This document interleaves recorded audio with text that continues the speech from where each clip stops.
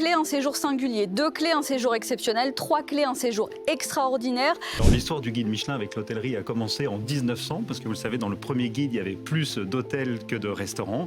Nous avons gardé une empreinte dans l'hôtellerie, mais effectivement, ce projet est une vraie renaissance, puisque après une année où nous avons couvert uniquement les destinations touristiques majeures, il était temps de dévoiler l'ensemble de la sélection pour tous les passionnés de voyage. Alors, je vous refais la typologie. 1 clé, un séjour singulier. 2 clés, un séjour exceptionnel. 3 clés, un séjour extraordinaire.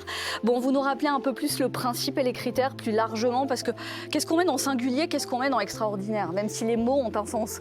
Alors pour nous, c'est vraiment une sélection basée sur l'expérience, c'est-à-dire que nos inspecteurs sur le terrain s'affranchissent des critères de standards, des labels touristiques Oui, ils ou sortent des de marques. tout ça. Ils recréent leurs standards quasiment. Tout à fait, c'est une expérience vécue sur le terrain qui permet d'aller chercher les adresses qui vous offrent des séjours mémorables. Et nous avons 5 critères, hein. C'est l'architecture, c'est le service, c'est le sens du local, le rapport qualité-prix et bien entendu l'authenticité. Il faut savoir que près de 70% des propriétés que nous référençons sont des maisons indépendantes. Oui. Et un bon quart d'entre elles ont même pas une vingtaine de chambres.